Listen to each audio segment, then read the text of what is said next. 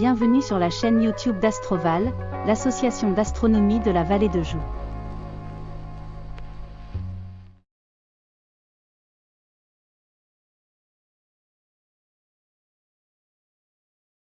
Oui, parce que on peut voir. Voilà. C'est bon? C'est tout bon. Merci. Je vous en prie. À tout à l'heure. À tout à l'heure. Bien. Bonjour à tout le monde. Oui, là, le micro est costaud, donc je peux baisser le son si vous voulez, mais sinon, on va laisser comme ça, je vais le garder à distance. Alors aujourd'hui, on va essayer d'aborder un sujet qui est très compliqué et très controversé. Il y a beaucoup de controverses, beaucoup de discussions. Il y a des gens qui s'écharpent complètement depuis la nuit des temps. C'est le problème de la causalité. Donc, on va essayer de mettre en regard la logique et la causalité. Et vous allez voir que la causalité, si la cause, justement, on pourrait penser être entendue il y a quelques dizaines d'années, le problème de la causalité est revenu sur le tapis et avec des énormes problèmes, puisque la tendance actuelle, c'est plutôt de dire que la causalité n'est qu'une illusion. Il n'y a pas de causalité. Alors, s'il n'y a pas de causalité, imaginez-vous que ça représente quand même une certaine incidence sur même notre vie de tous les jours.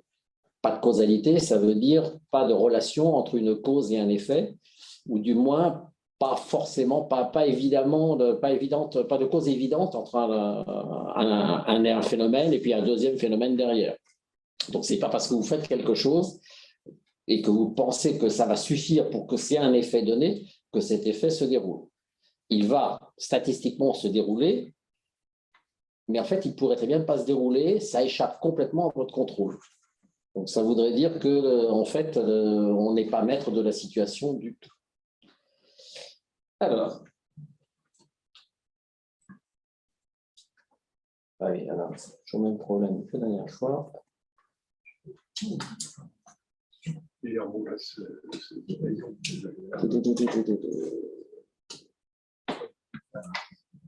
Voilà. Alors, c'est vrai que toutes les sciences, et pas uniquement la physique, bien sûr, toutes les sciences admettent la réalité du concept de causalité. Pourquoi? Parce que si on niait la causalité dès le départ, on aurait beaucoup de mal à construire des théories scientifiques. Les théories scientifiques disent, par exemple, que si dans telles conditions, donc avec tels éléments réalisés à un instant donné, ça va entraîner à un instant t plus delta t un effet, un autre phénomène qui va résulter du premier. Et avec ça, on va pouvoir construire des relations logiques entre un certain nombre de phénomènes, entre un certain nombre d'observations, et on va pouvoir en déduire un certain nombre de lois. Si on perd la causalité, si on perd ce lien entre plusieurs phénomènes, ou entre la présence de quelque chose et le résultat d'un effet donné, eh bien à ce moment-là, on serait dans l'incapacité complète de construire des lois. Si on n'est plus capable de construire des lois, on n'est plus capable d'utiliser correctement l'outil mathématique. On peut jeter à la poubelle l'outil mathématique, on peut jeter à la poubelle toutes les théories scientifiques, et puis ça va beaucoup plus loin que ça, parce que ça veut dire à quoi bon faire quelque chose si on n'est pas sûr que ça va obtenir le résultat que l'on cherche. Donc c'est quelque chose qui est quand même très prégnant sur notre vie, très contraignant sur notre vie. Alors, comment peut-on définir la causalité? Est-ce que tout phénomène que l'on observe dans la vie courante ou dans le monde scientifique ou dans les expériences que l'on fait admet une cause? Est-ce que nécessairement un phénomène va avoir une cause déterminée? Alors, on peut déjà trouver un exemple tout de suite, on va y revenir d'ailleurs dessus sur celui-là, c'est la radioactivité. La radioactivité, c'est un élément, par exemple du plutonium, qui va se désintégrer statistiquement au cours du temps. C'est-à-dire qu'il va émettre des neutrons et puis il va changer de structure pour passer du plutonium à d'autres corps pour terminer sur un corps stable, en général du plomb. Mais cette évolution, cette émission de neutrons se fait de façon statistique. On n'a jamais pu déterminer une cause à cette émission de neutrons. Pourquoi le neutron va-t-il être émis à un instant donné et pas avant, peut-être quelques secondes avant ou quelques minutes après? On n'en a aucune idée. On constate, on observe qu'un neutron est émis à un instant donné, mais pour l'observateur scientifique, aussi brillant soit-il et aussi performants soient ces appareils de mesure, on n'a jamais pu mettre en évidence un lien de causalité avec un autre phénomène. On dit simplement que la radioactivité est un phénomène aléatoire. Aléatoire, ce qui veut dire quand même, au point de vue science physique, un phénomène sans cause, disons sans cause déterminée. On est quand même obligé de penser qu'il y a une cause quelque part. Et les physiciens disent, on ne connaît pas la cause, c'est une instabilité, c'est un effet de chaos à l'intérieur du noyau. Et donc, par des effets chaotiques, par des fluctuations quantiques chaotiques, de temps en temps, on a l'émission d'un neutron. Et donc, la cause, c'est une fluctuation chaotique des niveaux quantiques à l'intérieur de l'atome. Et on dit que la cause, c'est ça. Mais en disant ça, on ne dit rien du tout.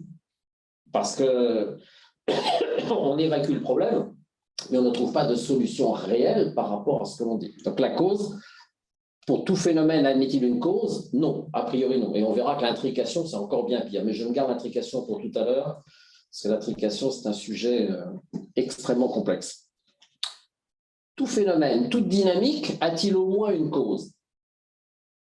Dans le cas de la dynamique, si un objet bouge, on peut penser raisonnablement qu'il y a une cause. Il y a eu un choc où on a donné une petite impulsion à cet objet. Donc oui, effectivement, dans la dynamique, on est plus à l'aise. On est plus à l'aise pour trouver une cause à un établissement de mouvement ou à une modification de la dynamique d'un objet. Ça, on y arrive. L'existence du temps implique-t-elle celle de la causalité?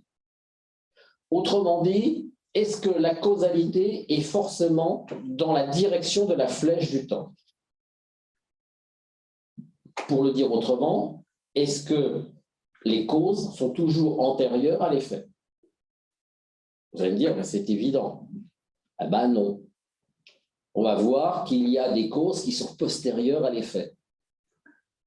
Ou du moins, il y a des expériences. Oui, je vois qu'il y en a qui hochent la tête, ça paraît bizarre. Mais je vais vous montrer une expérience sur laquelle la seule explication possible, c'est que la cause est postérieure à l'effet.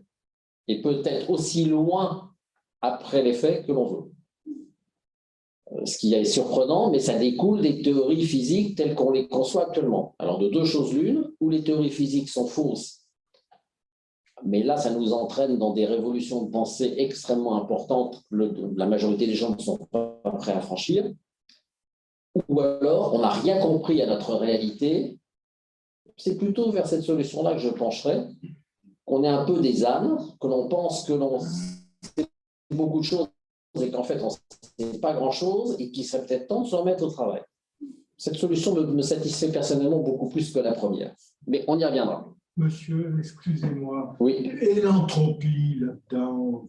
Alors, l'entropie, on va y revenir. L'entropie, la seconde loi de la thermodynamique, il y a un très bon livre qui a été écrit dessus il y a un peu plus de 100 ans par un physicien qui s'appelle Brune. Mais on va y revenir. Mais l'entropie, on dit que l'entropie, c'est la flèche du temps. Parce qu'on peut aller que vers le désordre. Mais je vais vous donner un contre-exemple, tout de suite, puis après on va continuer. Si l'univers est régi par la loi d'entropie, au moment du Big Bang, on peut dire que tout était ordonné. Tout est apparu, le monde s'est créé, et puis le monde petit à petit se désagrège, se transforme, il y a une dégradation de tout, et on va normalement vers une entropie croissante. Oui, mais si effectivement l'expansion de l'univers obéit aux lois telles qu'on les conçoit au jour d'aujourd'hui, si effectivement la fin de l'univers va bien se terminer parce que en fait tout va être avalé par des trous noirs et que ces trous noirs vont finir par se dissiper sous forme de photons. À ce moment-là, ça veut dire que l'on part au départ d'une entropie minimale, un ordre presque parfait, et on va terminer vers un ordre parfait. Ça veut dire que l'entropie, elle monte, et elle redescend. Donc, que peut-on faire du théorème de l'entropie si l'entropie monte et redescend? Ça veut dire que la flèche du temps, elle ne peut pas être reliée à ça. Ou alors, on n'a rien compris au temps. Ou alors, le temps et l'entropie sont d'une nature totalement différente à ce que l'on croit. Ou alors, nos perceptions nous trompent. C'est à ça que je vais arriver, mais on va prendre quand même un certain nombre de séances avant d'y arriver. Et je terminerai par vous donner une possibilité d'explication temporelle du temps.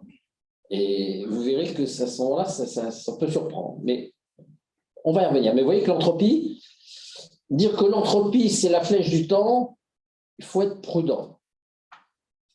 Surtout dans les temps actuels, compte tenu des développements de la pensée en physique, compte tenu de tous les problèmes que l'on voit par-ci, par-là, en mécanique quantique, même en relativité, il y a des problèmes qui pointent partout. Il y a des questions ouvertes qui commencent à remonter à la surface. Il faut être très prudent sur notre analyse. Donc, on va essayer d'être prudent. Un exemple de causalité simple et qui ne prête pas à confusion particulièrement. Un morceau de falaise se détache et tombe dans la mer. La cause, l'érosion, bien sûr. Mais cette érosion, on peut aussi dire qu'elle-même, elle est la cause du réchauffement climatique, de la montée des océans, de l'augmentation de la température, etc., etc. Donc, en fait, on peut, même dans le cas où la causalité n'est pas remise en cause, on peut très bien dire qu'attention, un phénomène n'a pas toujours qu'une seule et unique cause. Les causes peuvent être multiples. Elles peuvent être multiples et nécessaires. C'est-à-dire que pour que la falaise s'érode, effectivement, elle s'écroule, il faut effectivement qu'il y ait une érosion, mais il faut effectivement, puisqu'elle s'est écroulée à un instant donné, pour qu'elle s'écroule à un instant donné, il fallait également le réchauffement climatique, les perturbations océaniques, etc. Donc, il fallait des causes multiples, il fallait une conjonction de causes pour que l'effet ait lieu. L'effet, vous direz, il aurait eu finalement lieu, oui, parce que la falaise, de toute façon, finira par s'écrouler, mais pour que la falaise s'écroule à un instant donné précis, il fallait toutes ces causes. Si on se limitait en disant est-ce que la falaise s'écroule un jour, oui, par rapport à l'érosion, et l'explication suffit largement. Donc, si on veut expliquer un phénomène, il faut faire attention, il y a plusieurs causalités que l'on peut utiliser en fonction de la façon dont on pose la question. Si je pose est-ce que la falaise va s'écrouler, la réponse est oui. Quelle sera la cause? Ce sera l'érosion. Pourquoi? Parce que je n'ai pas précisé l'instant. Si je dis la falaise vient de s'écrouler, elle n'aurait jamais dû s'écrouler, mais elle s'est écroulée quand même. Là, il faut rajouter d'autres causes qui renforcent ce phénomène d'érosion, qui sont la montée des océans, les perturbations, les ouragans, etc. etc. Enfin, il peut y avoir multiples de causes différentes. Et à ce moment-là, on n'a pas qu'une seule cause. Donc, la causalité, ce n'est pas toujours un lien univoque entre une cause, un phénomène, et un autre phénomène. Tout d'effet domino. Alors, si vous parlez d'effet domino, vous parlez de causalité respectant la flèche du temps. L'effet domino, c'est-à-dire que vous poussez le premier domino, ça tombe sur le deuxième, etc. Et là, vous avez une corrélation temporelle, c'est-à-dire que tout se passe en fonction du temps. On va voir dans pas très longtemps que pas toujours. On peut aussi remonter les dominos, les redresser et les remettre, remonter le temps pour obtenir l'effet voulu. Alors, qu'est-ce que c'est qu'une cause? Quelle est la définition qu'on peut donner à une cause? Alors, la causalité, j'avais un professeur à l'université à Paris 1 qui a consacré sa vie à la causalité, qui s'appelle Max Kissler, qui est quelqu'un de très très bien, et qui reconnaissait qu'après 10 ans de passé sur la causalité, il était toujours infichu de donner une définition de la causalité. Donc, vouloir définir la causalité, c'est quasiment impossible. C'est un outil conceptuel extrêmement utile, voire absolument nécessaire dans notre société moderne, On a besoin de ça pour faire de la science, on a besoin de la causalité pour faire de la technologie, on en a besoin pour faire des tas d'autres choses d'ailleurs en dehors de la science, mais on ne sait pas du tout le définir. On peut dire simplement que le désaccord des philosophes ou des scientifiques d'ailleurs en plus à l'égard d'interprétation correcte du concept de causalité est aussi grand que leur accord sur son importance. Tout le monde s'accorde à dire que la causalité, c'est extrêmement important. On l'a vu tout à l'heure, parce que sans causalité, la science ne serait pas grand-chose. Donc la causalité est très importante. Mais personne n'est d'accord sur une définition acceptée de la causalité. C'est tellement complexe et tellement fugace que personne n'est capable de donner une définition. Alors, il y a quand même quelques conceptions qui existent. Alors, je vais vous en donner quelques-unes. Ce n'est pas les seules, mais bon, c'est quelques-unes parmi les plus importantes actuellement dans le débat. La première, c'est une identification à la détermination. Tout événement a une cause, les mêmes causes ont les mêmes effets. La deuxième, c'est l'existence d'un ordre temporel nécessaire, c'est-à-dire qu'il faut qu'il y ait un ordre temporel avec la cause qui précède nécessairement l'effet. Et c'est les gens qui savent de processus indéterminés. Si on dit qu'il y a une indétermination comme la radioactivité, par exemple, c'est simplement parce qu'on n'a toujours pas compris le phénomène de radioactivité. Mais sinon, il n'y a pas de processus indéterminé. Tout est déterminé.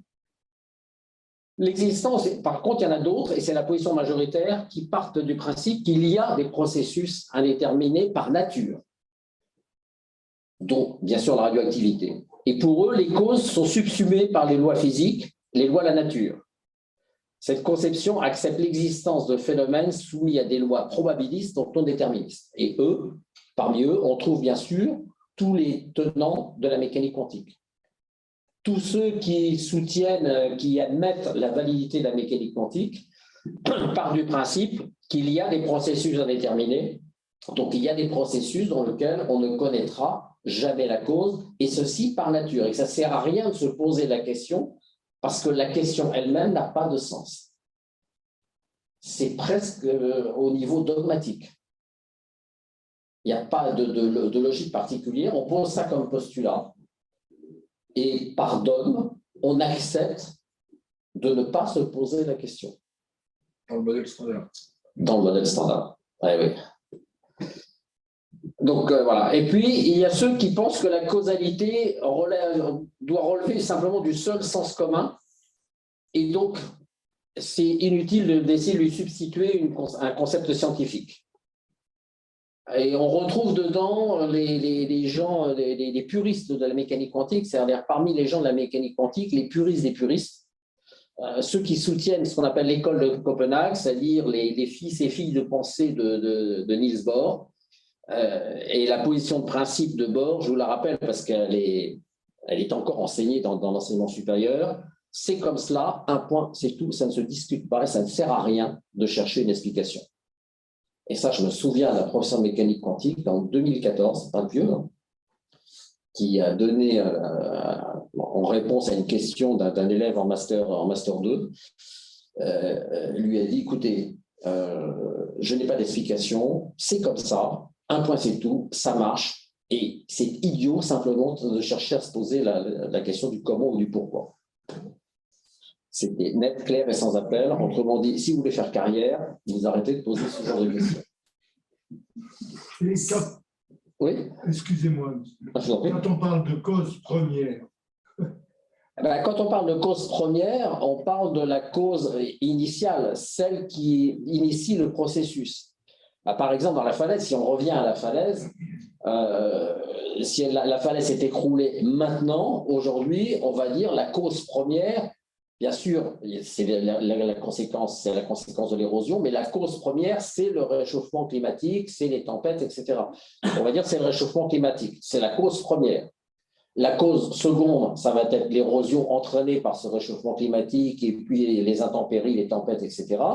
Et la conséquence, l'effet, ça va être l'écroulement de la falaise. Donc, au niveau en fait, religieux, Ah, alors si on parle au niveau religieux, la cause première, je vous laisse y répondre parce que chacun y répond en fonction de ses convictions. Mais vous allez voir que quand on sera à la 10e et surtout à la 11e séance, vous verrez que on va tenter d'esquisser quelque chose. Mais pas tout de suite. Le réchauffement climatique lui-même a des causes aussi.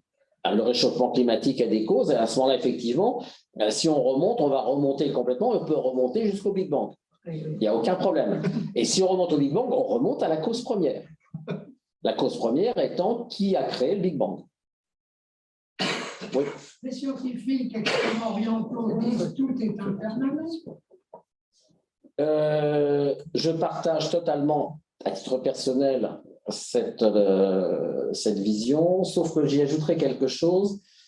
Je dirais que tout est impermanent, oui, de toute façon on le voit, que tout se dégrade, tout se détruit, c'est sûr, même nos particules, même nos atomes, mais nos particules élémentaires qui constituent notre corps sont renouvelées en permanence par rapport au vide. Donc, oui, ça c'est clair. Mais je vais même plus loin que ça, c'est que nous sommes tous que des illusions. La seule chose qui est réelle en nous, c'est le fait que nous sommes vivants et que nous pensons. Tout le reste n'est qu'une illusion. Mais laissez-moi le temps de développer la question, on va y arriver doucement. Mais il faut des arguments très solides pour avancer ça, parce que sinon, ça ne marchera pas. Alors, la causalité peut-elle être considérée comme un concept physique respectable? Là aussi, tout le monde n'est pas d'accord.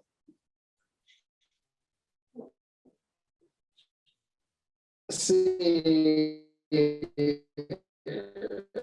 peut être un concept physique respectable dans la mesure où effectivement il sera là des phénomènes à ce moment-là, la causalité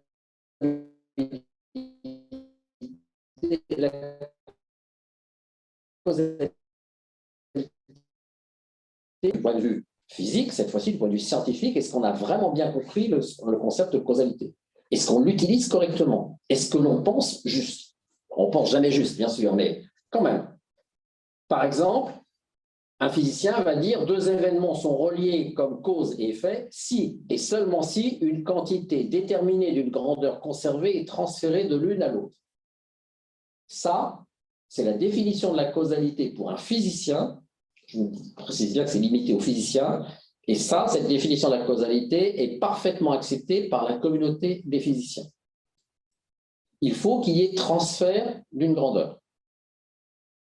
Par exemple, si on reprend notre histoire de la falaise, cette grandeur qui va être transférée, ça va être la force du vent, ça va être l'humidité qui va provoquer des réactions chimiques et qui va faire écrouler la falaise. Donc là, il y a bien transfert. Cette notion de transfert a un autre avantage, c'est qu'elle permet des causalités à distance. On va voir tout à l'heure qu'il y a un philosophe qui s'appelle Hume qui n'était pas d'accord. Pour lui, il fallait qu'il y ait proximité immédiate. Il fallait presque qu'il y ait contact. Et là, avec cette définition-là, on peut accepter une causalité à distance.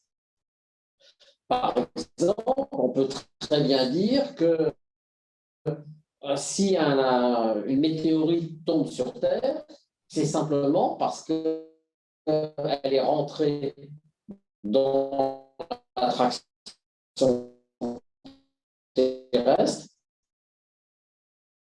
à une distance suffisamment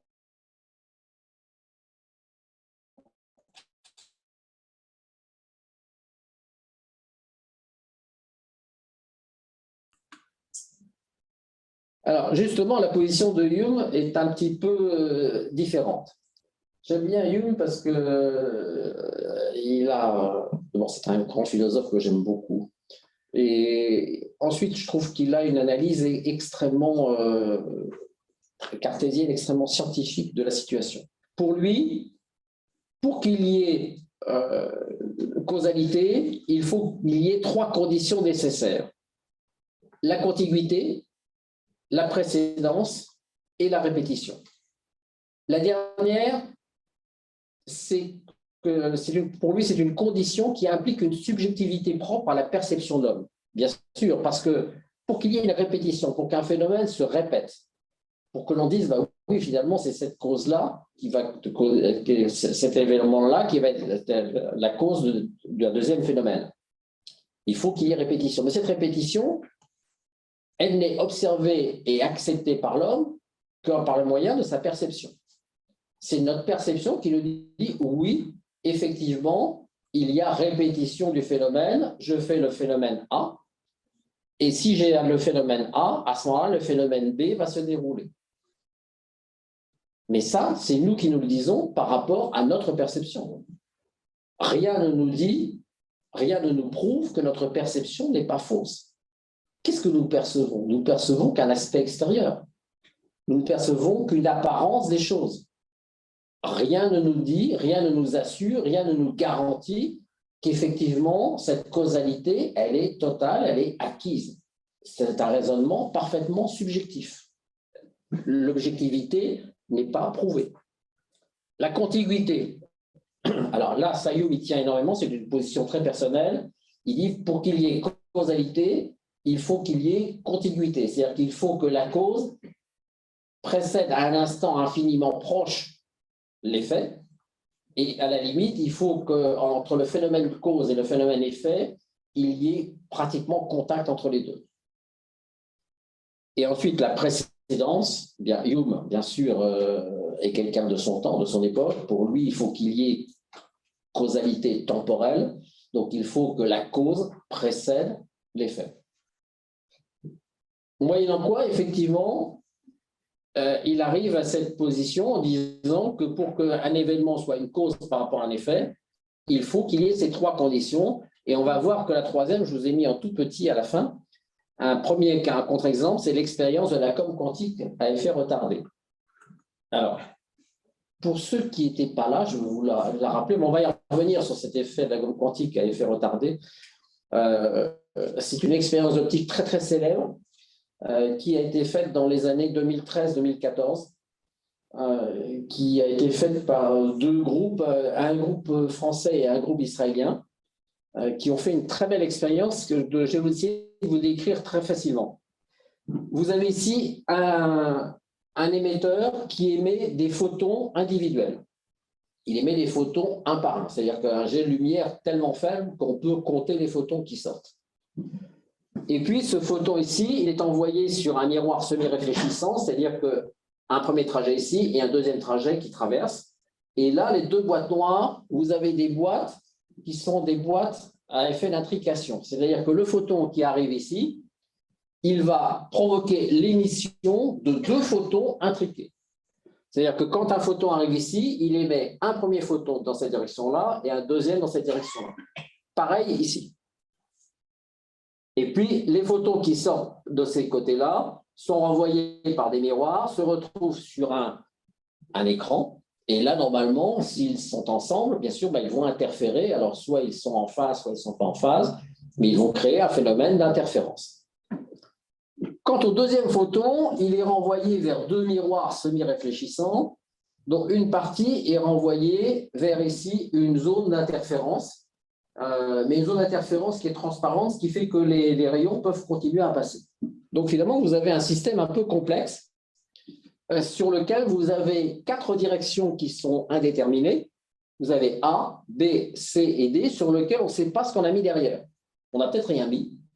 On a peut-être mis quelqu'un qui regardait avec un appareil optique. On a peut-être mis un écran, on a peut-être mis un bouchon, on ne sait pas. Mais c'est quatre directions possibles des photons qui sortent. Et puis, on va regarder ce qui se passe en émettant donc photon après photon. Qu'est-ce qui se passe?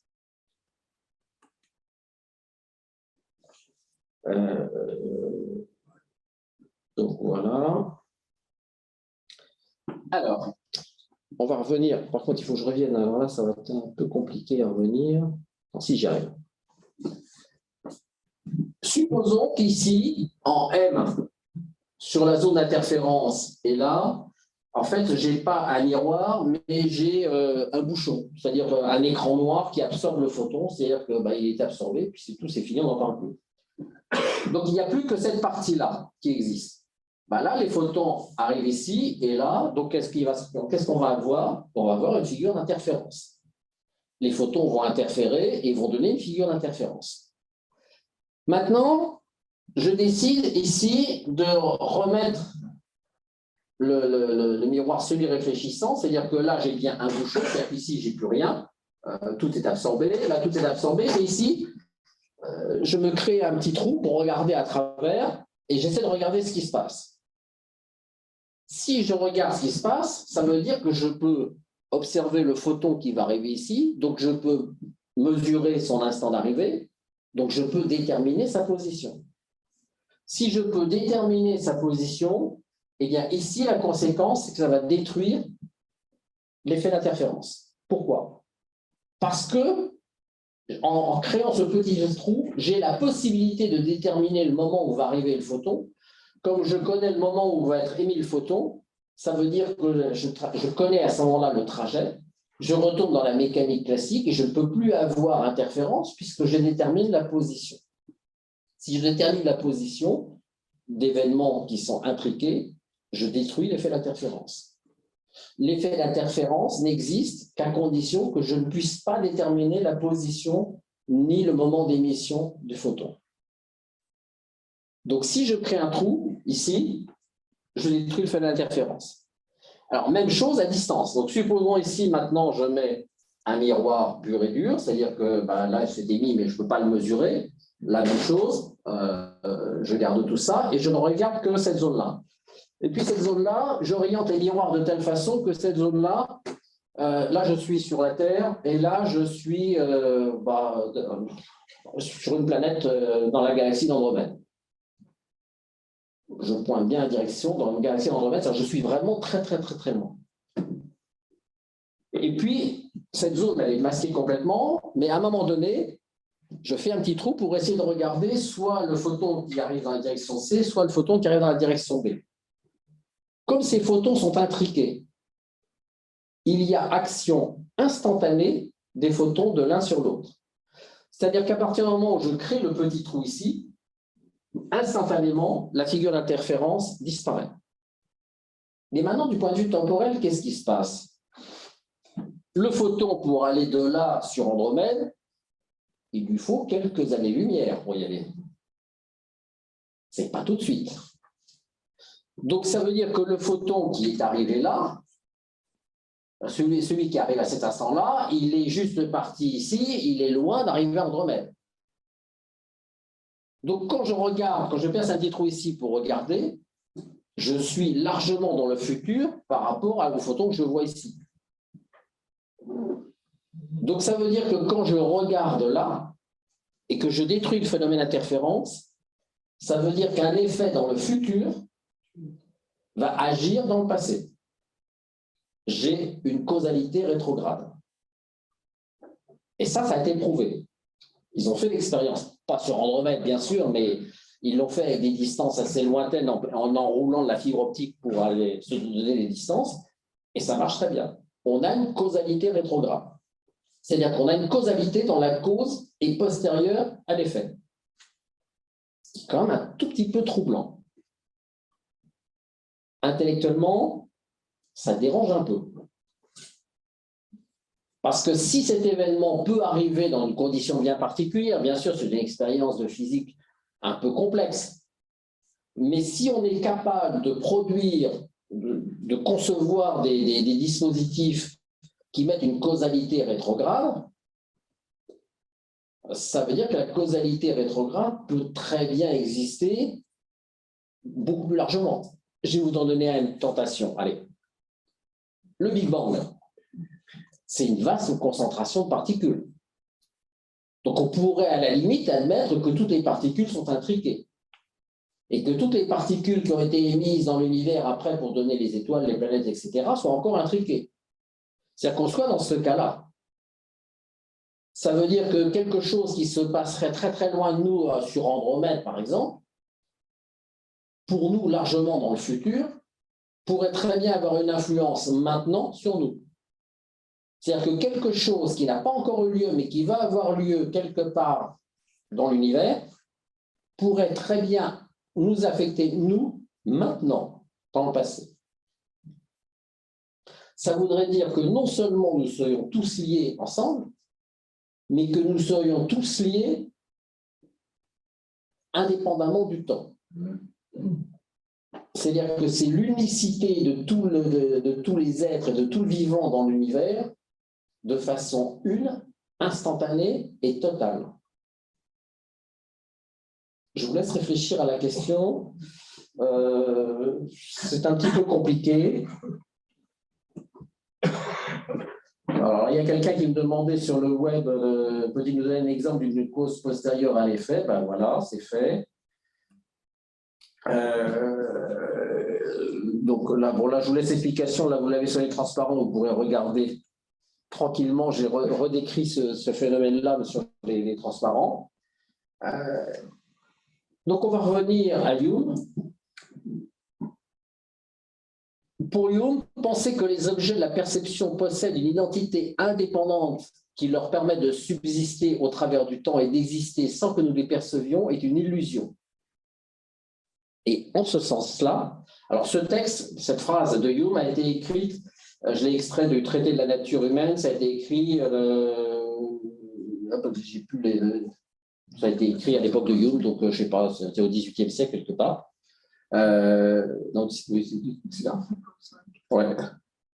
Et bon, bah en fait, il a ouvert la porte à la pensée quantique de Bohr, qui arrivera bien après, qui arrivera vers 1920-1930. En fait, Hume pressentait qu'effectivement, la notion de temps n'était pas aussi claire qu'on pouvait le penser. Pour Hume, si on veut vraiment parler de cause, il faut que si un effet n'est pas contigu à la cause, alors il doit y avoir une seconde possibilité de cause et que la première n'est pas suffisante pour provoquer l'effet. Autrement dit, si ce qu'on attribue comme cause à un effet n'est pas contigu temporellement à l'effet, c'est qu'il y a quelque chose entre les deux qui assure le lien pour faire en sorte qu'effectivement, on puisse valablement dire qu'un phénomène particulier soit bien à la cause d'un deuxième phénomène. Mais il existe quelque chose entre les deux. On ne peut pas avoir de cause pour lui à distance. Alors effectivement, dans le cas de l'intrication, par exemple, là on a une causalité rétrograde, mais on a une causalité rétrograde qui en plus est à distance. Quel est le lien entre des particules intriquées? Ça, on ne sait pas. Au jour d'aujourd'hui, on ne sait pas. On ne sait même pas ce que c'est que des particules vraiment intriquées. On ne connaît pas vraiment la nature de ça. Mais il existe probablement un lien entre les deux. Quelle est la nature de ce lien? Qu'est-ce qui se passe entre les deux, entre deux particules intriquées? Au jour d'aujourd'hui, on ne sait pas.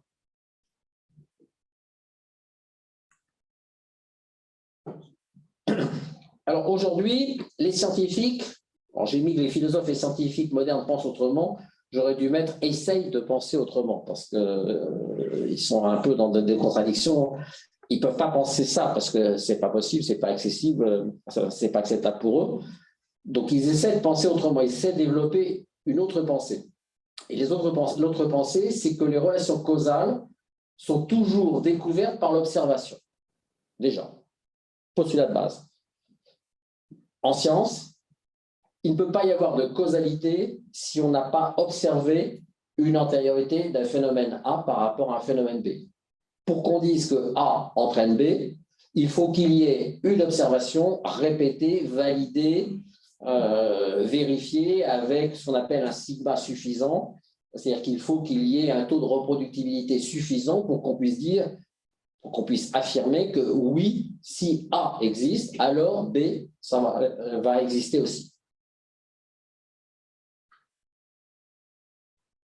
Le problème, c'est que certains scientifiques et surtout certains philosophes critiquent cette position en disant que la notion de causalité, pour eux, elle est essentiellement liée à notre technique de manipulation pour produire des résultats. Il y a incidence de l'observateur. Et pour ces philosophes, les scientifiques pensent faux, pensent mal, parce qu'ils déduisent des conséquences à partir d'observations dans lesquelles l'observateur est impliqué, sans pour cela étudier les conséquences de cette incidence de l'observateur sur l'expérience en cours.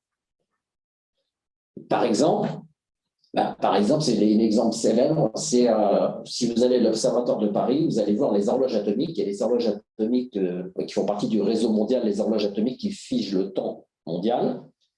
Et ces horloges atomiques sont tellement précises, elles sont à 10-16 secondes, tellement précises que lorsque vous avez le technicien qui est assis à sa table et qui regarde effectivement l'horloge temporelle, si son collègue qui est à côté de lui se lève, va prendre un café et revient, il a créé une différence temporelle par rapport aux relations d'Einstein telle qu'il n'est plus à 10-16 de précision.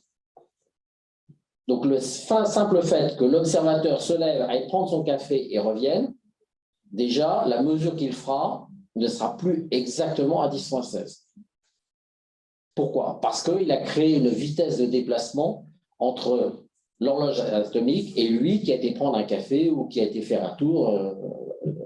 Il a créé une différence très légère, mais dans les barres de mesure de 10-16, c'est mesurable. Donc, ça devient un vrai problème. Ça veut dire que si on veut dépasser 10-16 secondes dans les horloges atomiques, il faut quasiment boulonner les observateurs sur leur siège et leur interdire de bouger tant qu'ils n'ont pas fait la mesure.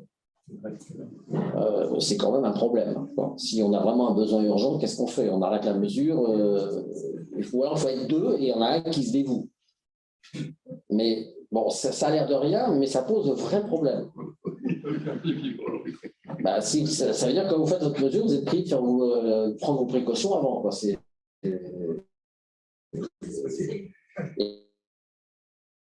La mesure dure à peu près 1 heure, pendant 1 heure. Vous êtes sur votre siège et vous êtes immobile. Ça a l'air du délire, mais c'est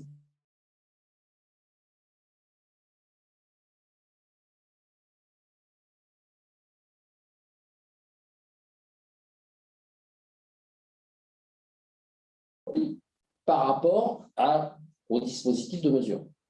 Sinon, on peut dire qu'il y a incidence de l'observateur sur la mesure. Donc, effectivement, la remarque des philosophes n'est pas fausse. Il faut tenir compte de l'observateur. Oui. Juste, on peut peut-être préciser 10-16. En gros, c'est 1 seconde sur l'âge de l'univers. Oui, c'est à peu près ça. L'ordre de grandeur. Ouais, 10-16, c'est de l'ordre. C'est comme si on faisait une erreur d'1 seconde depuis le Big Bang. Donc, c'est pas très gros. Et aujourd'hui, les gens des horloges atomiques pensent qu'ils sont capables d'arriver à 10-17. Mais là, ça n'a plus beaucoup de sens parce qu'à 10-17, ça veut dire qu'on est capable de mesurer la variabilité, la distorsion temporelle créée par le déplacement de n'importe quelle personne. Donc, on pourrait imaginer une technologie qui piste chacun d'entre nous simplement par son décalage temporel qu'il va créer de toute façon et qu'il ne peut pas masquer. Donc, ça voudrait dire un flicage. Alors là, grandeur nature, Big Brother à côté, c'est rien du tout, parce que là, ça veut dire que si vous bougez un bras ou n'importe quoi, vous êtes repéré tout de suite. Donc, bon, mais ça, c'est la technologie d'après-demain. C'est pas maintenant. Donc, pour ces gens-là, pour ces gens qui mettent en garde les scientifiques, pour eux, le sens de l'énoncé A cause B peut être considéré comme très proche de celui des événements du type B peuvent être produits en produisant des événements de type A, et il faut rajouter, par un observateur présent. Et donc, ça change tout. Et un des dilemmes de la mécanique quantique, c'est le fameux chat de Schrödinger. Le chat de Schrödinger avec l'observateur, si on ne sait pas si le chat dans la boîte, il est mort ou vivant, est-ce que l'observateur influe sur le résultat de la mesure lorsqu'on va ouvrir la boîte? Est-ce que l'observateur a une influence quelconque sur la vie ou la mort du chat? Et c'est pour montrer cette absurdité-là que Schrödinger avait envisagé cette expérience, lui qui aimait beaucoup les chats. pour montrer simplement que si on prend un corps macroscopique comme un chat qui contient des milliards d'atomes, ça n'avait pas de sens, que cette question était un non-sens simplement, et simplement pour montrer qu'on ne comprenait pas la physique et que la physique commençait à dérailler complètement et que Bohr, il était temps qu'il prenne sa retraite. Bon, en fait, c'est Bohr qui a gagné. Schrödinger, son expérience du chat a été réexpliquée et détournée, et le sens a été réorienté vers la pensée de Bohr, et c'est Bohr qui a gagné la pensée en instituant ce paradigme, en disant ça ne sert à rien de se poser la question, c'est comme ça, un point, c'est tout. Et on est dans ce cas-là aujourd'hui. Alors, moi, j'ai rajouté à la fin, c'est que la nécessité du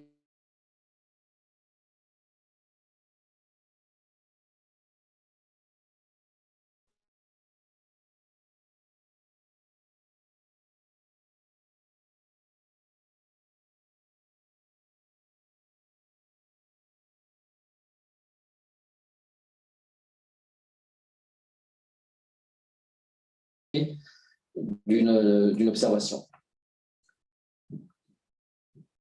Donc, pour les scientifiques et pour les philosophes, nous ne sommes pas contraints à accepter la thèse ontologique selon laquelle une relation causale consiste dans une succession temporelle nécessaire d'événements. Et là, on a vu avec la gomme quantique à effet retardé qu'effectivement, il existe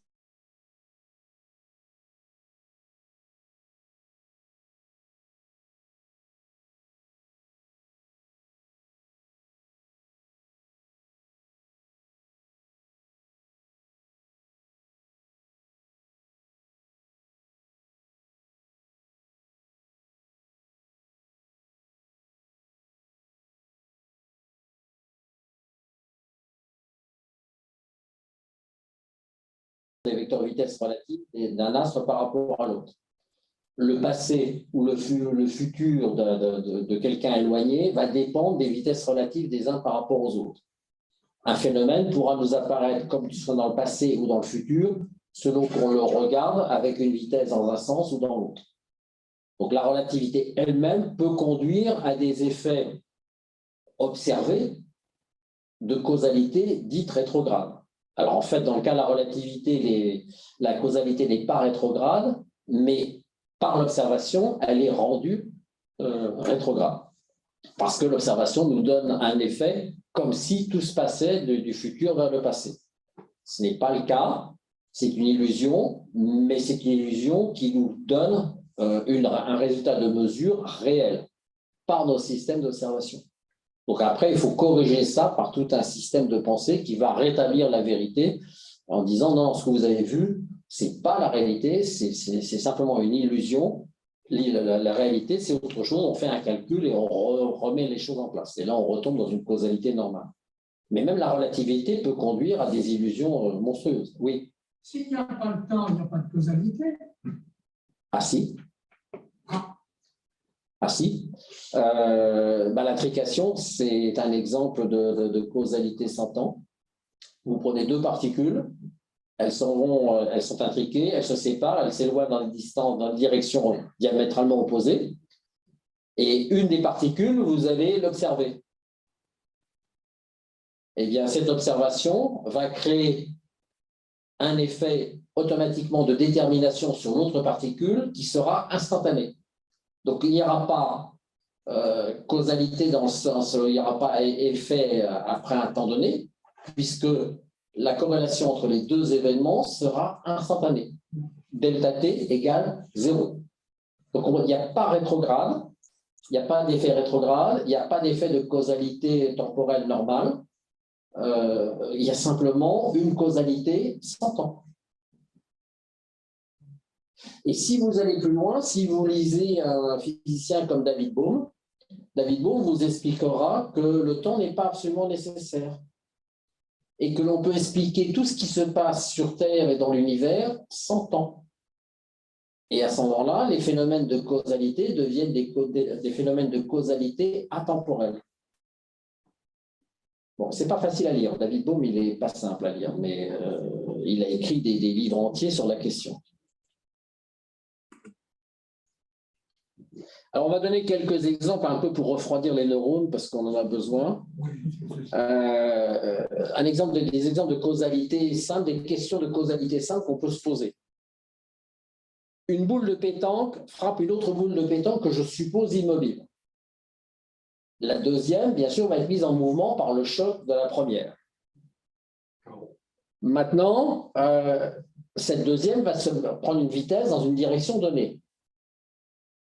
Cette direction que va prendre la deuxième boule, est-ce qu'il y a une relation causale par rapport au choc de la première boule? Oui, bien sûr. C'est la conservation de la quantité de mouvement, c'est très simple. Donc là, à ce niveau-là, pas de problème. La désintégration d'un objet macroscopique d'uranium, par exemple radioactif, ben là, on a vu que la causalité, on ne sait pas la décrire. Au jour d'aujourd'hui, on dit qu'il n'y a pas de cause puisqu'on est dans un effet chaotique, probabiliste complet. Ça ne veut pas dire qu'il n'y a pas de cause réelle, mais on répond simplement par une probabilité de désintégration. Donc, il n'y a pas de cause reconnue, pas de cause avérée. Mais il y a peut-être des causes réelles, mais qu'on ne connaît pas. On tombe peut-être dans un des domaines insuffisamment étudiés de la science. La gravitation universelle au sens de Newton et au sens d'Einstein.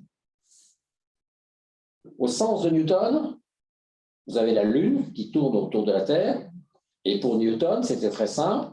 La Terre provoque une force sur la Lune d'attraction qui, compte tenu de sa vitesse de rotation, faisait en sorte que la Lune tourne de façon sur une orbite régulière autour de la Terre.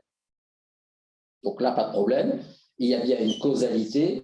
Si la Lune ne s'éloigne pas de la Terre, c'est simplement parce que la Terre exerce une force d'action à distance sur la Lune. Pas de problème. Le même phénomène, mais vu par Einstein. Il n'y a pas de force d'action entre les deux. La Terre crée une déformation de l'espace-temps. Elle crée une espèce de trou dans lequel la Lune tourne sur le bord du trou et avec sa vitesse reste simplement à la même hauteur du trou, donc à la même distance par rapport à la Terre. Est-ce qu'il y a causalité? Oui. Mais le mouvement de la Lune, ce n'est pas la Terre qui le provoque directement. C'est la Terre qui provoque la courbure de l'espace-temps, et c'est la courbure de l'espace-temps qui, elle, est la véritable cause de la rotation de la Lune autour de la Terre. Donc, il y a une cause intermédiaire. La cause primaire, c'est bien la Terre qui déforme l'espace-temps, mais la cause secondaire, la cause directe de la rotation de la Lune autour de la Terre, c'est cette déformation de l'espace-temps qui, elle, effectivement, est bien responsable de la rotation de la Lune autour de la Terre. Donc, il faut faire attention, un même phénomène, en fonction de la théorie à laquelle on s'adresse, ne donnera pas forcément la même explication de la causalité. Les événements pris comme cause ne sont pas forcément strictement identiques en fonction de la maturité de la connaissance scientifique. Aujourd'hui, on a atteint un certain degré de maturation qui frise la décomposition, dans le sens où on pense qu'on sait tout, c'est presque tout. Quelqu'un n'a-t-il pas écrit il y a quelques années de ça, il n'y a pas si longtemps que ça, qu'on était à 2 doigts de connaître l'équation de Dieu? Bon, faut oser l'écrire. Mais non, on est simplement au bord d'une révolution de pensée comme l'humanité en a connu tant. On a eu d'abord le passage du géocentrisme à l'héliocentrisme, on a eu le passage de Newton à Einstein, et là, on va avoir le passage de Einstein à quelque chose d'autre et de la mécanique quantique à quelque chose d'autre, parce qu'on est à 2 doigts de basculer, dans le sens où il y a tellement de problèmes dans les deux théories que ça ne va pas continuer éternellement. Il y a bien un jour quelqu'un qui va lever le doigt en disant « Moi, j'ai une idée ». Ça va arriver forcément un jour ou l'autre, ça c'est sûr. Alors, par exemple, d'autres phénomènes, l'émission de la lumière par la désexcitation d'un atome de césium. J'ai pris l'atome de césium, ça peut être n'importe quel atome. Vous savez que la lumière est émise simplement parce que dans la matière, parce que le rayonnement lumineux du soleil, par exemple, va arriver sur un objet, va faire changer les électrons d'orbite. et puis les électrons vont retomber sur leur orbite de repos, l'orbite normale, en émettant un photon. Et ce photon va donner la lumière émise par l'objet, et donc passablement sa couleur. Mais la désexcitation de l'atome, c'est un phénomène statistique. Là encore, on est dans un phénomène sans cause reconnue. On sait qu'à un moment donné, l'atome, l'électron va se désexciter et va retomber sur son orbite basse. Mais qu'est-ce qui va provoquer effectivement cette retombée?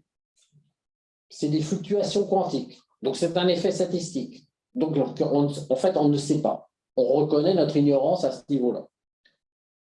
L'apparition dans le vide de paires de particules, antiparticules, par la présence d'un champ magnétique, ça existe de façon statistique aussi. C'est un phénomène sans cause reconnue. Il y a probablement des causes, mais on ne les connaît pas. Alors, ça, c'est une représentation du monde classique et du monde quantique. Alors, le monde classique, c'est la partie gauche verticale. Vous avez quelqu'un qui pêche, il y a un poisson dans l'eau. Le poisson se rapproche, mord à la ligne, et le pêcheur lève le poisson. Voilà. C'est l'image du bon sens humain. Et puis, vous avez la version quantique du même phénomène. L'homme pêche dans la mare, mais le poisson, il est statistiquement partout en même temps, donc il est dissous dans la mare. Et puis, il est dissous, et à un moment donné, cette dissolution va provoquer par une fluctuation quantique le fait que l'hameçon plongé à l'intérieur va pouvoir provoquer l'apparition du poisson, et le poisson mort. À ce moment-là, le poisson, il prend forme au niveau de la mare, et le pêcheur le sort. Mais au départ, le poisson, comme on ne l'observe pas, donc il a une égalité de chance de se trouver à n'importe quel endroit de la mare, donc il est statistiquement dissous dans la mare. Il n'a pas d'existence réelle. Ce en quoi d'ailleurs Einstein s'y opposait en disant c'est pas parce qu'on ne regarde pas la Lune qu'elle n'existe pas, qu'elle est dissoute autour de la Terre. Alors voilà une autre chose, un autre phénomène, mais cette fois-ci en mettant en relation l'intrication. Donc ça se lit lecture. Alors j'ai mis la lecture de haut en bas et de gauche à droite, donc il faut lire comme ça et puis comme ça. Là vous avez deux personnes qui sont en haut d'une mare, mais la mare ici elle est fermée par il y a deux vannes, et puis tout l'eau est en haut. Donc les personnes mettent deux poissons dans l'eau, et ces deux personnes interagissent l'une avec l'autre. Donc on va dire les deux poissons sont intriqués, et les deux pêcheurs sont intriqués aussi. Et ils sont mis dans une même mare d'eau qui est unique. Ensuite, ils descendent chacun d'un côté, ils ouvrent les vannes pour que l'eau, bien sûr, passe des deux côtés. Donc ils ont constitué en fait, à partir d'un système intriqué, deux particules qui se sont séparées l'une de l'autre, mais qui restent intriquées. C'est-à-dire les deux poissons et l'eau des deux côtés sont intriqués. Ensuite, il y a des pêcheurs qui se mettent à pêcher et l'autre qui reste assis et qui finit par s'endormir. Et quand le premier pêcheur sort le poisson, comme les deux poissons sont intriqués, le fait de sortir un des poissons, ça a forcément une action sur l'autre. Et on part du principe que l'autre action, c'est que le poisson est sorti aussi, tout seul, et il se trouve sur la berge. C'est une façon très intelligente et très reposante de pêcher. Attendre que le poisson apparaisse sur la berge. Et ça, c'est la version quantique d'un phénomène d'intrication. Dans la vraie vie, c'est quand est-ce que vous avez un copain pêcheur à côté qui sort un poisson, vous en sortez un. C'est bien pour ça que, effectivement, l'intrication, on a du mal à le connaître. Mais si on pousse à l'extrême le phénomène d'intrication, ça donne ça. Et effectivement, ce n'est pas ce que l'on constate, ce n'est pas ce que l'on observe. Et pourtant, l'intrication existe, parce que ça, par contre, on l'a prouvé, elle existe bien. Et si elle existe bien avec la définition qu'on a donnée, normalement, après le Big Bang, tout est intriqué. Tout est intriqué, donc normalement, on devrait pouvoir voir ça. Or, on ne le voit pas. Donc, il y a quelque part une faille dans le raisonnement. Je pourrais expliquer ça aux pêcheurs avec le Brexit. Hein. Si les Anglais pêchent, nous, on n'a pas besoin de pêcher, on laisse tout seul les poissons. Oui. Oui, alors effectivement, comme me fait remarquer quelqu'un sur Internet, c'est que cette incidence cette intrication pourrait être liée à la conscience. Alors, je prends la question, je ne veux pas y répondre maintenant, j'y répondrai à la séance 9 qui s'évance. Donc, je garde de côté. Et alors, ça marche très bien.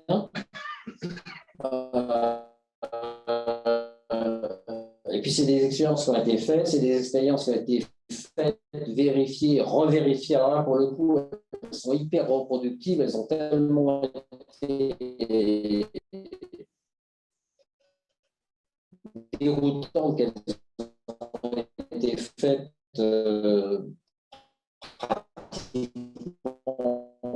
par des dizaines et des dizaines de laboratoires.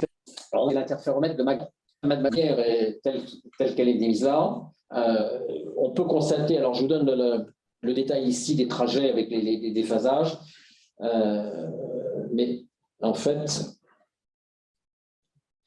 on montre que si on arrive de ce côté-là, comme ça, ici, là, on va avoir 0 degré déphasage et là, on va avoir inversion de déphasage, c'est-à-dire 180 degrés. Donc, vous avez les deux possibilités. Et qu'est-ce qui va se passer? Si on émet d'abord un faisceau de lumière avec des multitudes de photons, ces multitudes de photons, si c'est en opposition de phase, ça ne donnera rien ici, et ça donnera tout ici. Tout en phase et rien en opposition de phase. Normal.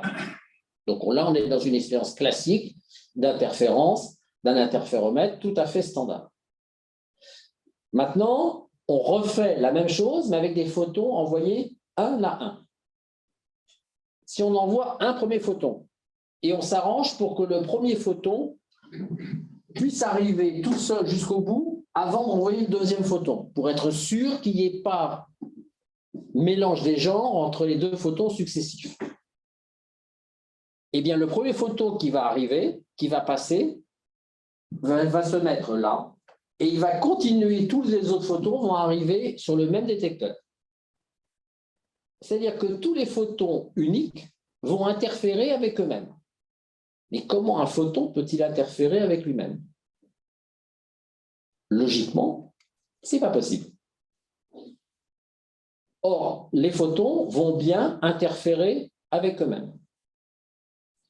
La mécanique quantique, qui n'est pas avare d'explications, dit mais bien évidemment, c'est dû à la fonction d'onde. Parce qu'un photon, c'est accompagné d'une fonction mathématique.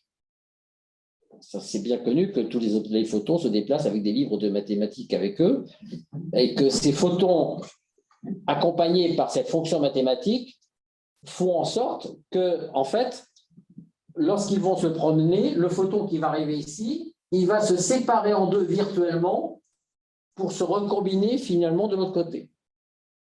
Donc la mécanique quantique dit que toute particule se sépare virtuellement, comme elle a la possibilité, une égale possibilité de passer par les deux chemins, elle a une égale probabilité, donc elle se sépare virtuellement et en fait, tout se passe comme si la particule voyait l'ensemble du système. Alors moi, je veux bien, mais ça ne m'a jamais convaincu complètement. Il y a une autre explication qui est que les particules, les photons, se comportent comme des particules de De Broglie. Alors, les particules de De Broglie sont des particules qui sont accompagnées par ce qu'on appelle les ondes pilotes.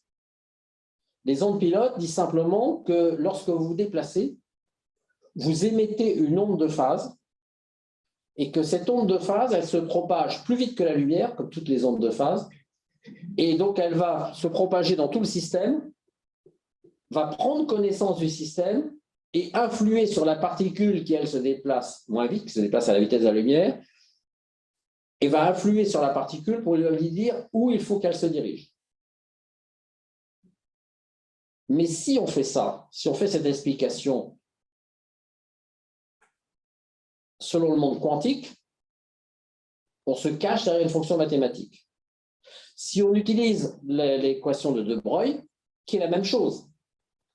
Parce que l'onde pilote de De Broglie, elle a été transformée ensuite et a été rebaptisée fonction d'onde. Mais c'est la même chose. Simplement parce que l'onde de De Broglie, on a été incapable d'expliquer sa nature, quelle elle était vraiment et par quoi elle était causée. Comme on n'a pas su faire, on l'a rebaptisée fonction d'onde, on lui a attribué un formalisme mathématique particulier, et ensuite on l'a appliqué à l'équation de Schrödinger. Mais c'est la même chose. Donc ça veut dire que pour reconnaître qu'effectivement un photon unique peut interférer avec lui-même, il faut reconnaître qu'il se promène avec quelque chose qui est avec lui, qui l'accompagne. Quelque chose qui peut se déplacer plus vite que la vitesse de la lumière, puisqu'une onde de phase n'a pas de problème, une onde de phase ne propage pas d'énergie, ne propage pas de masse, donc elle n'est pas liée par la vitesse limite de la lumière, dans la mesure où il n'y a pas de propagation d'énergie, il n'y a pas de propagation de masse, on ne transgresse pas les théorèmes de la relativité, il n'y a aucun problème. Elle propage de l'information. Elle propage une information interne mais qui n'est pas accessible à l'extérieur. Donc, alors c'est là où le problème justement qui a causé des soubresauts chez les gens de la mécanique quantique et qui a entraîné Bohr dans l'utilisation de cette fonction d'onde, mais qui est la même chose, qui est une onde de phase aussi, sauf qu'on ne dit pas que c'est une onde de phase, on dit que c'est une fonction mathématique, donc pas besoin de chercher si elle est réelle ou pas, une fonction mathématique, c'est une fonction mathématique. Mais c'est le même problème, on est dans le même cas de figure. Donc effectivement, là, on a bien cette difficulté pour Max Zender, c'est-à-dire de dire que, en fait, on ne mesure jamais la réalité. Quand on fait une expérience comme ça, si on dit, je regarde le comportement d'un seul photon et j'observe un résultat qui n'est pas normal, qui ne correspond pas à notre logique causale, qui ne correspond pas à notre logique par rapport aux théories scientifiques, il y a deux attitudes. La première attitude, c'est de dire je me cache à une fonction mathématique, mais en fait, je me voile la face. Je fais une belle équation qui me donne un résultat qui est satisfaisant avec l'expérience, mais je n'explique rien. Ou alors, comme le faisait De Broglie, je m'affronte directement avec la réalité de phénoménal, j'observe ça et je dis et j'affirme que effectivement, tout corps qui se déplace va se déplacer accompagné, on va dire d'une certaine façon, avec une certaine onde de forme, onde dont je ne connais pas la nature, dont je n'ai aucune idée de la nature, mais qui est une onde de phase, donc qui peut se propager plus vite que n'importe quoi, et qui va parcourir l'ensemble du système, comme c'est une onde, elle va parcourir l'ensemble du système, et arriver à cet endroit-là, parce que de toute façon, le photon qui passe par là ou par là, il va arriver à ce point-là. Arriver à ce point-là, va dire au photon, tu dois passer par là. Parce que la composition de l'onde va être de telle façon que la partie positive, ça va être vers le détecteur des ondes positives, des déphasages nuls. C'est toute la base de la mécanique de Bohm. Mais c'est la base de la mécanique de Bohm et c'est tous les problèmes actuellement que l'on rencontre avec la mécanique quantique. C'est tout le problème du formalisme de la mécanique quantique qui remplace la réalité physique par des mathématiques pures.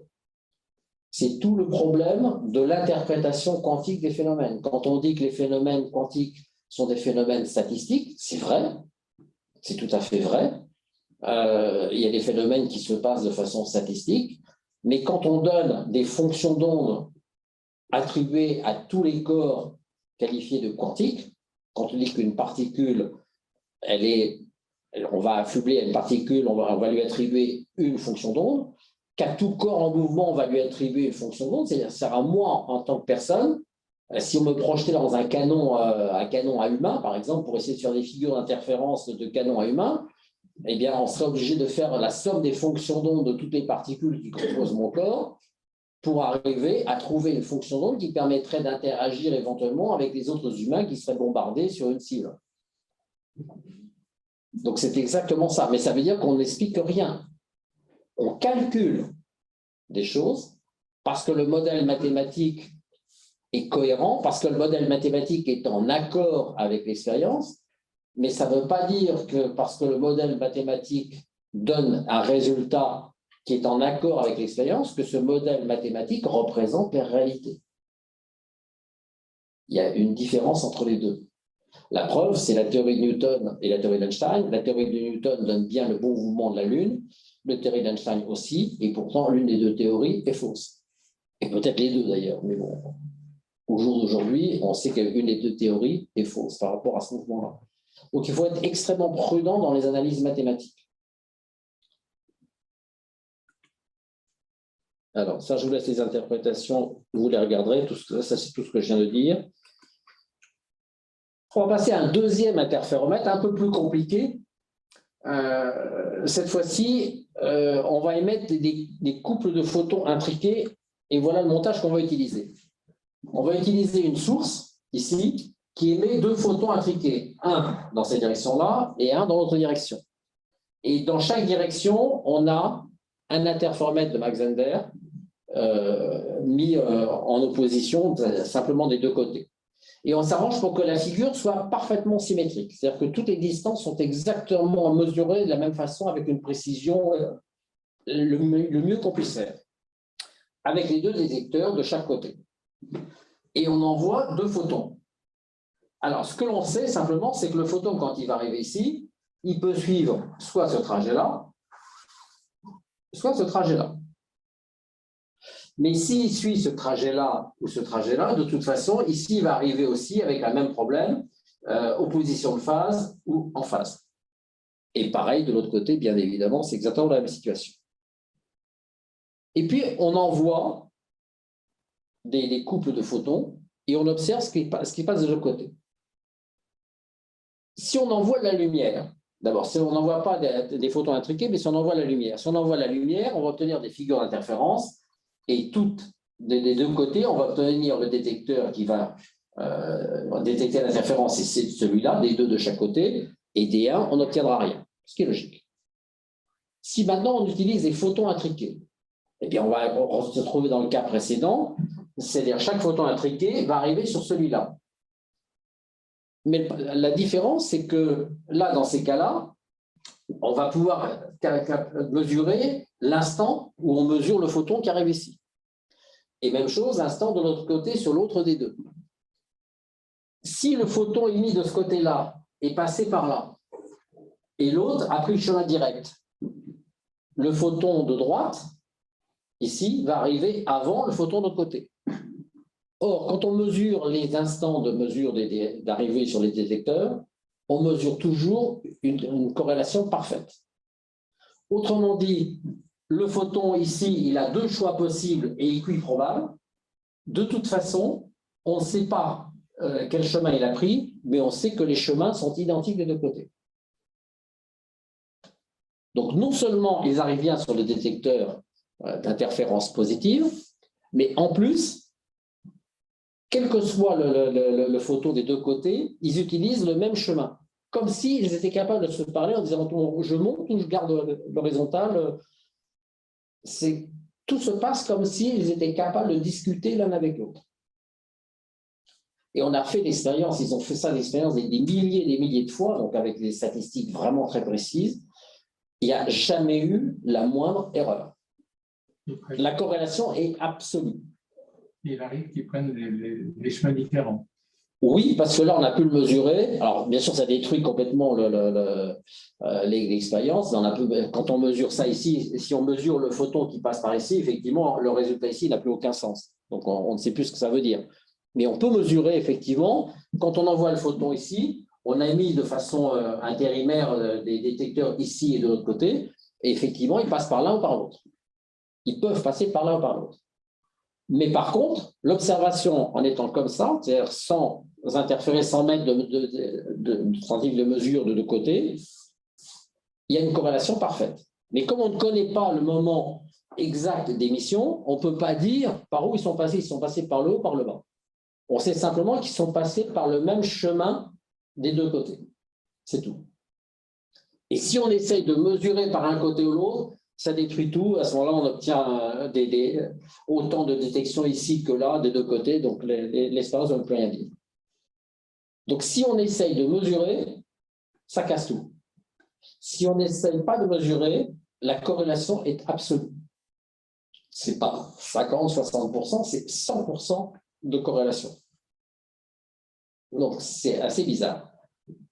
Mais c'est tellement bizarre qu'on a fait l'expérience en disant maintenant, je supprime le deuxième, tout ce deuxième élément-là, je l'enlève. Et ici, je laisse ouvert les choses. Donc, j'envoie toujours mes photons, mais je regarde ce qui se passe ici. Et à ce moment-là, de l'autre côté, les photons, on ne les mesure pas en D2. Il y en a autant en D2 qu'en D1. Autrement dit, le phénomène d'interférence disparaît. Pourquoi? Parce qu'on a la possibilité éventuellement de mettre un détecteur ici, donc de mesurer l'instant d'émission du photon et donc de connaître le chemin. Et puisqu'on pourrait éventuellement l'avoir, le phénomène d'interférence disparaît. Parce que simplement, il y aurait la possibilité, même si on n'observe pas, mais comme on aurait la possibilité de le faire, le phénomène d'interférence disparaît. Bon, on n'a pas d'explication sur ce que je viens de vous dire. La seule explication qui a été donnée, mais qui est assez bizarre, je vous ai mis dedans, donc vous regarderez l'explication derrière, c'est de dire qu'entre les deux photons, en fait, quand les photons arrivent des deux côtés ici, ils renvoient l'information, c'est-à-dire qu'il y a des photons qui remontent le dispositif en sens inverse, mais en sens inverse du temps aussi. C'est-à-dire que lorsque le photon arrive ici, il se sépare en deux. Il y a un photon qui va bien explorer tout le système et il y a un autre photon, une espèce d'antiphoton qui va remonter le temps de l'autre côté pour donner l'information à l'autre de l'autre côté. Mais cette explication ne satisfait pas vraiment les physiciens et ça ne vous surprend pas. Donc, c'est un effet rétrograde total avec une particule virtuelle qui remonterait le temps. Donc, bon, c'est... Mais en fait, on n'a aucune explication pour cette expérience. Cette expérience a l'avantage, c'est d'être reproduite avec un taux de reproductibilité de 100%, donc elle est mondialement connue, celle-là, tout le monde l'a faite. Ça marche à tous les coups et on est infoutu au jour d'aujourd'hui de l'expliquer. C'est un problème de causalité insoluble. Il n'y a pas de causalité, ou du moins, s'il y a une causalité, mais on ne voit vraiment pas comment ça peut marcher. Étant donné que c'est une causalité qui marche à delta T nul, ou à delta T négatif, donc c'est encore pire. On va éliminer pour un accès de bon sens la delta T négatif, mais même à une causalité à intervalle de temps nul, alors qu'il y a des distances qui sont parcourues, ça pose quelques problèmes. Et puis le fait qu'on enlève ça et que simplement la possibilité d'avoir ça ouvert, même si on ne le mesure pas, que ça élimine directement le phénomène d'interférence ici, est très troublant. Mais on n'a pas d'explication à la question. Aujourd'hui, c'est un des phénomènes qui est en question ouverte. On ne sait pas. Les photons sont bien renseignés, oui. En termes d'espionnage, ils sont meilleurs que nous, ça c'est clair. Donc, je vous ai mis un petit tableau de synthèse pour ça, enfin, une petite référence de quelques résultats.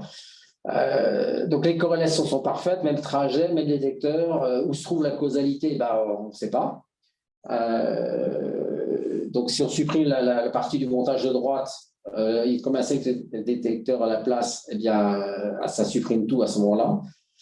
Alors, ce que disent les physiciens, c'est qu'en créant une dissymétrie, on pourrait en déduire peut-être que le chemin suivi par chaque photon, à ce moment-là, tout se passe comme si l'information pouvait remonter le temps. Alors ça, il y a certains physiciens qui l'ont émis, mais ils se sont attirés les foudres de la communauté scientifique dans son ensemble en disant que ce n'est pas possible, la rétroaction avec des pseudo-particules qui remonteraient le temps, ça défie le modèle standard, ça défie la mécanique quantique, ça défie la relativité, ça met à mal la science moderne globale. Bon. Donc, pour l'instant, ce n'est pas accepté. Donc, la seule conclusion, c'est que ce n'est plus une question de cause, mais une question de possible. Et ben, ça, on ne sait pas. Au jour d'aujourd'hui, ça sort complètement du savoir scientifique. Alors, quelles sont les conséquences? Oui, j'ai mis raisonnable entre guillemets, mais c'est vrai de ces expériences. Ouais. Alors, l'intrication, effectivement,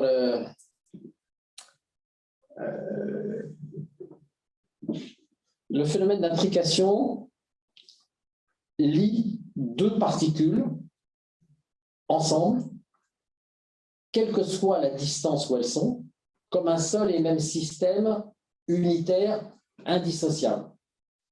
Comme si entre les deux, il y avait une espèce de tunnel de liaison invisible. Et dans ce tunnel de liaison, il y aurait un temps nul entre les deux. Donc tout se passe comme si les deux particules restaient collées l'une contre l'autre par une espèce de tunnel de liaison atemporel. Ça défie toute la pensée physique actuelle. Mais effectivement, tout se passe comme si ça se passait comme ça.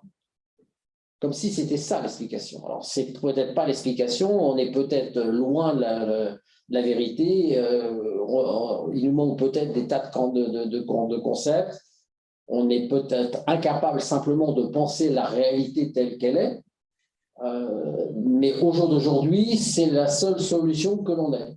Sauf que cette solution, elle ne nous satisfait pas du tout. Parce qu'un espèce de pont de liaison entre les deux particules à temps nul, ça n'existe simplement pas. Oui, ça n'existerait que dans les rêves d'Einstein et de Rosen, ça s'appellerait les ponts d'Einstein et Rosen. C'est les trous de verre entre les galaxies ou les planètes. Les trous de verre, qui seraient des temps des moyens de passage d'un point de l'espace à un autre point de l'espace en un temps nul, quelle que soit la distance. Mais ces trous de verre, on n'a jamais pu prouver l'existence. Einstein en a prédit l'existence, mais on ne les a jamais vus, on ne les a jamais observés. Alors, est-ce que l'intrication, c'est un moyen de mettre en évidence ces ponts d'Einstein et Rosen? On n'en sait rien. Pour l'instant, c'est étudié, et aujourd'hui, le message clair et officiel, c'est de dire on ne sait pas. Aujourd'hui, on n'a aucune explication sur la nature réelle de l'intrication. Qu'est-ce que c'est que le phénomène d'intrication? La réponse est on ne sait pas. C'est la seule réponse honnête que l'on puisse faire. Après, toutes les autres réponses, ce sont que des hypothèses. Alors, par rapport à tout ce que l'on a vu, toutes ces expériences, il y a deux explications logiques, au moins, qui sont possibles. La détection des photons, cause et destruction des corrélations, se situe après la conséquence. Autrement dit, on est dans un état de causalité rétrograde. Donc, on peut remonter le temps. Ou alors, le temps n'est peut-être pas ce que l'on pense.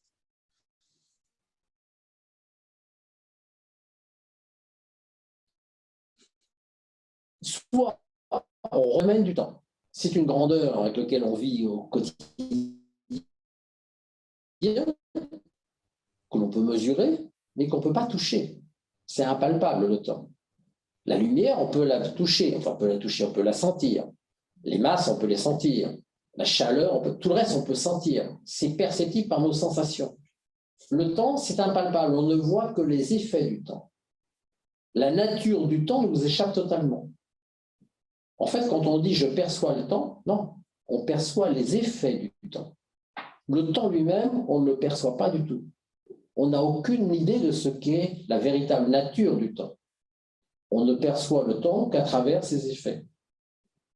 Donc, on est incapable de définir forcément la nature du temps. Mais justement, c'était une des questions posées par un certain nombre de physiciens, c'est est-ce que vraiment, il n'est pas temps, il n'est pas nécessaire de se poser la question de la nature du temps. Est-ce qu'on ne pourrait pas tenter de redéfinir le temps d'une façon différente qui nous permettrait peut-être d'avancer dans nos explications? La seconde explication, qui finalement est assez proche de la première, l'idée de David Bohm, c'est de dire qu'il y a des variables cachées non locales inconnues. Alors, des variables cachées non locales, variables cachées, ça veut dire que des variables que l'on ne mesure pas, que l'on ne voit pas, mais qui agissent sur tous ces phénomènes. Et non locales, ça veut dire qu'elles n'obéissent pas à des lois de causalité telles qu'on les conçoit nous. Alors, pour Bohm, il a commencé par dire d'abord, en fait, la mécanique quantique qui dit que même la position et vitesse ne peuvent pas être mesurées simultanément. C'est peut-être pas si juste que ça. La position d'un objet, finalement, on peut toujours la mesurer, mais à ce moment-là, ça a des conséquences sur la mécanique quantique. Et en particulier, dans cette conséquence, il y a une conséquence, c'est ce qu'on appelle le potentiel quantique. Bohm a institué, a proposé une transformation des équations de la mécanique quantique qui fait apparaître un terme bien particulier, un terme ce qu'on appelle grand Q, qui est ce qu'on appelle le potentiel quantique. Et ce potentiel quantique, pour Bohm, il contient la totalité des informations de l'univers, passé, présent et futur. Et dans ce genre d'expérience interagit forcément avec ce potentiel quantique. Donc, puisque ce potentiel quantique connaît toutes les informations du passé, du présent et du futur, eh bien, ça résout la question. Il sait d'ores et déjà, quand il va interagir, ce qui va se passer, donc comment il doit effectivement réagir. Donc, ça veut dire que Bohm admet, quelque part, dans l'univers, un espèce de réservoir d'informations qui est avec un grand E majuscule, qui détient la totalité de toutes les informations sur tout ce qui existe dans l'univers, dans tous les espaces temporels. Comme un disque dur. C'est un peu comme un disque dur, oui, c'est comme un disque dur qui contiendrait toutes les informations passées, présent, futur. Alors, j'en vois qui hoche la tête. Effectivement, la pilule est un petit peu dure à avaler, mais c'est du David Bohm tout craché. Et ça, c'était la première étape de David Bohm. Et la deuxième étape de David Bohm a été de dire finalement, on n'a pas besoin du temps, on n'a pas besoin de l'espace, on n'a pas besoin de la matière, on a besoin uniquement que d'une substance globale, d'une substance qu'on appelle la substance. Oui, il appelait ça je sais plus, il avait un nom pour un peu. Je me souviens un peu plus, mais je retrouverai le nom. Il appelait ça d'une substance qui était la seule substance qui existait dans l'univers, qui était cette substance, c'était l'univers, c'était la matière, c'était la masse, etc. Et que dans cette substance, il y avait des esprits. Et les esprits, c'était nous. C'était le vivant.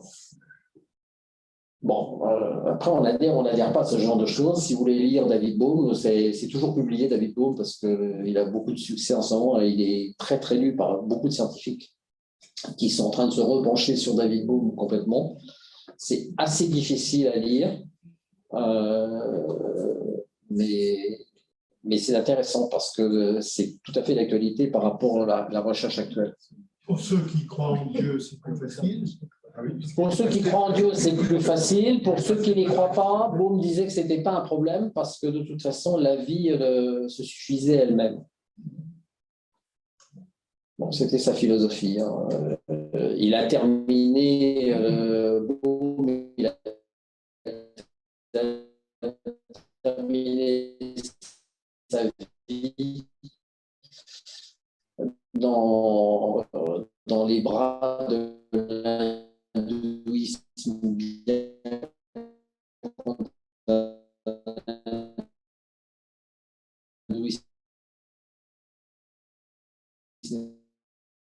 bien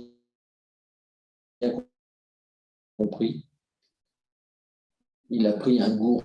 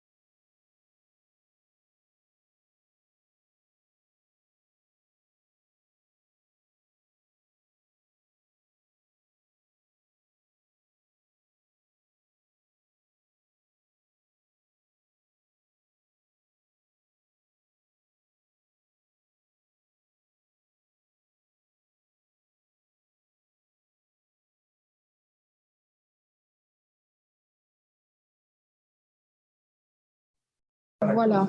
Non, Je ne connais pas la je n'ai pas compris ce qui s'est Oui, un passé. système acausal. Ah oui, ça, l'informatique, c'est pas ça. Hop. Voilà.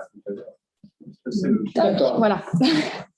Bon, donc oui, effectivement, il y a ça, mais vous savez que si vous déplacez, De Broglie avait calculé que la vitesse d'un homme de 70 kg qui marchait à une vitesse normale créait une onde associée, une onde avec laquelle tous les autres êtres vivants pouvaient interférer, bien sûr, et créer des figures d'interférence humaine, mais que la longueur d'onde était tellement faible, elle était de l'ordre de la longueur de Planck, elle était de l'ordre de 10-34, 10-35 mètres, c'est-à-dire que les phénomènes d'interférence étaient invisibles. Mais effectivement, pour lui, pour De Broglie, le fait que chaque être vivant qui se déplace s'accompagne de cette onde pilote, ce qu'il a appelé après onde de forme, et bien que cette onde de forme interagissait, comme elle se déplace vite qu'à vitesse de lumière, elle est capable de transmettre l'information de tous nos mouvements, de tout ce que l'on fait et tout ce que l'on fait à la totalité de l'univers. Et comme ça a des vitesses plus vite que la vitesse de la lumière, en fait, nous sommes toujours, pour lui, nous sommes toujours en permanence reliés à la totalité de l'univers. Et pour lui, l'ensemble de l'humanité était un seul et même système cohérent et interactif.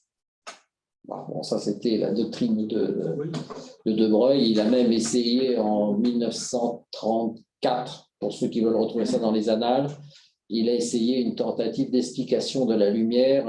Il a essayé la lumière comme paire de particules, en disant que la lumière, c'était des couples de neutrinos qui se déplacent dans le vide. Et son hypothèse a été abandonnée en 1936.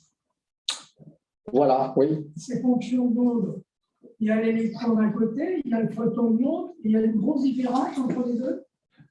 C'est simplement la façon d'écrire la fonction d'onde.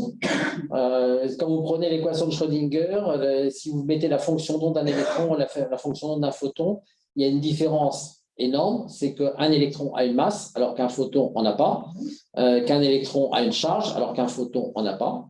Et ça se traduit dans l'équation de la fonction d'onde. L'équation de la fonction d'onde d'un photon, c'est une équation d'onde normale, c'est une onde, c'est une onde en sinus, cosinus ou exponentielle imaginaire, comme vous voulez, alors que pour un électron, c'est une fonction qui tient compte de la masse et de la vitesse qui est inférieure à la vitesse de la lumière d'un électron, ce qui ne donne pas les mêmes résultats.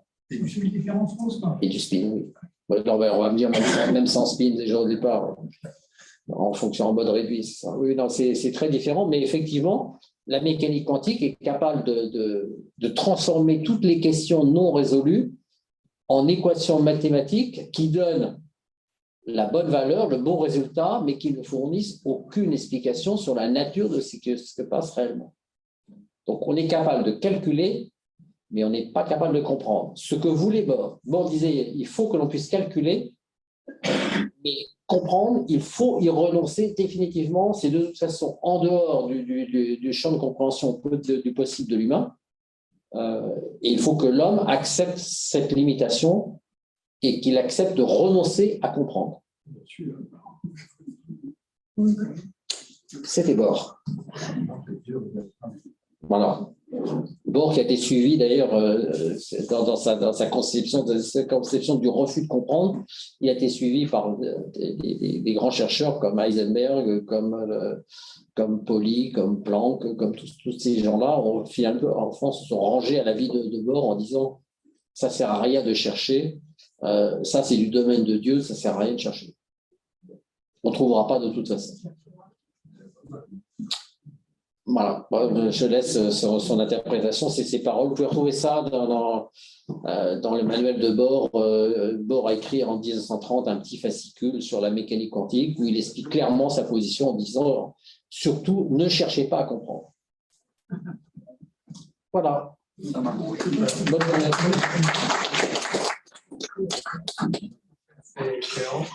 C'est début décembre. La prochaine séance, ça doit être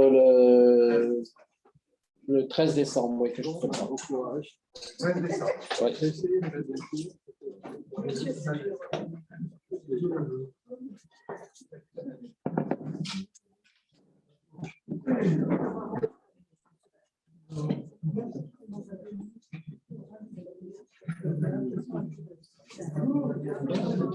d'arriver au même stade que Bord, je peux comprendre. Oui, il peut comprendre.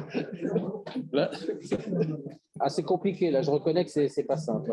Est-ce que vous pourrez nous donner 2-3 petites explications sur le JW